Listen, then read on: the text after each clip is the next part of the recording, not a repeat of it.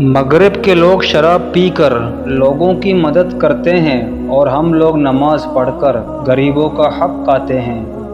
وقت کی وقت پر قدر کریں، وقت کے پاس بھی اتنا وقت نہیں کہ آپ کو دوبارہ وقت دے سکے۔ نماز شیطان کی شکست اور مومن کی جیت ہے۔ نماز مٹی کے انسان کو سونا بنا دیتی ہے۔ یہ امت انٹرنیٹ پر فدا ہو گئی، فجر تا عشاء سب قضا ہو گئی۔ جب عبادت سکون دینے لگے تو سمجھ جاؤ اللہ تم سے راضی ہے۔ جب موبائل سے بیلنس اور رشتوں سے پیار ختم ہو جائے تو لوگ گیم کھیلنا شروع کر دیتے ہیں۔ چمچہ جس برتن میں رہتا ہے اسے کالی کر دیتا ہے۔ لوگ حسد آپ سے نہیں بلکہ آپ کی زندگی میں موجود سکون، خوشیوں اور بے شمار نعمتوں سے کرتے ہیں۔ جھوٹے شخص سے کبھی بھی بحث مت کرو کیونکہ اسے اپنے جھوٹ پہ اتنا یقین ہوتا ہے کہ وہ آپ کے سچ کو بھی جھوٹا ثابت کر دے گا۔ حق اور حقیقت کو تلاش کرنا پڑتا ہے، افواہیں تو گھر بیٹھے آپ تک پہنچ جاتی ہیں۔ دنیا کی سب سے بڑی کمزوری شرافت ہے جس کا فائدہ کم ظرف لوگ اٹھاتے ہیں۔ گھر آئے مہمان کو کھانے پینے کے لیے پوچھنا آدھا انکار ہے، بغیر پوچھے جو کچھ بھی دستیاب ہو سامنے رکھو۔ لوگوں کے دلوں میں اپنا مقام اس طرح بنا لو، مر جاؤ تو تمہارے لیے دعا کریں اور زندہ رہو تو ملنے کی آرزو کریں۔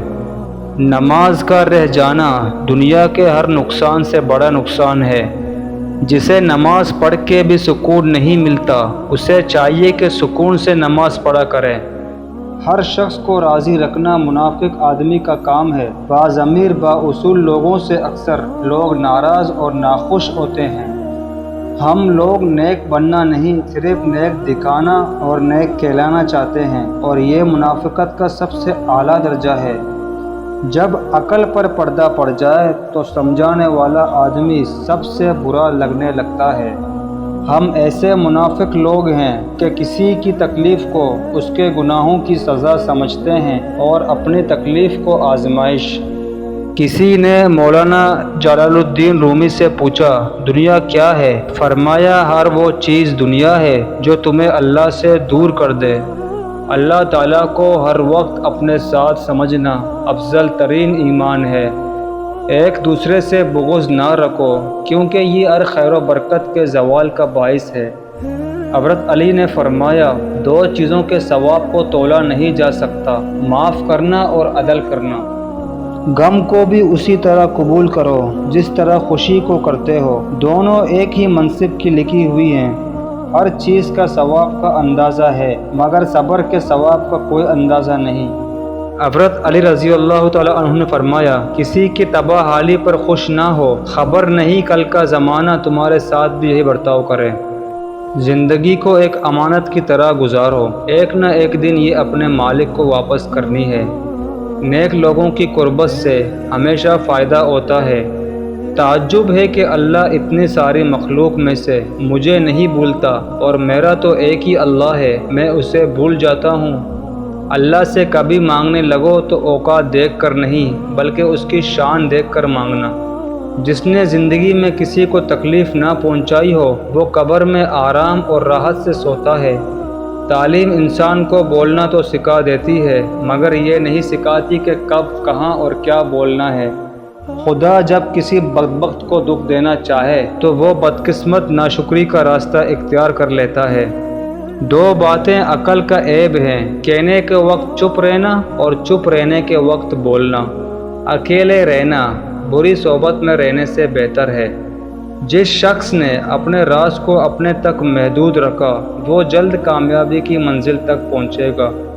غور و فکر کرو اور خود کو مکمل بنانے کی کوشش کرو تاکہ دوسروں کا کمال تمہیں غمگین نہ کرے۔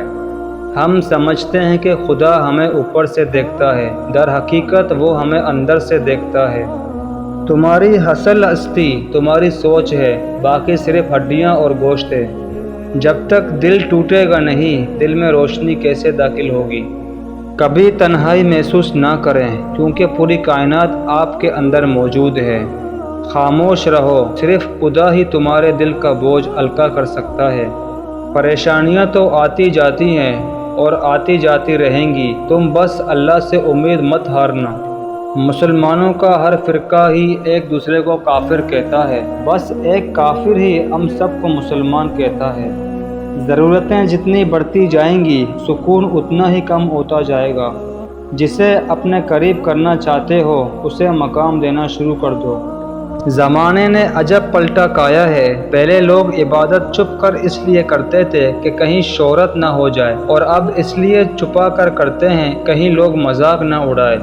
میں اس معاشرے کا حصہ ہوں جہاں ہم آئینے کا سامنا صرف شکل دیکھنے کے لیے کرتے ہیں۔ ایسا انسان بدبخت اور بد نصیب ہے جس میں یہ تین نشانیاں ہوں: بے نمازی، جھگڑالو اور شرابی۔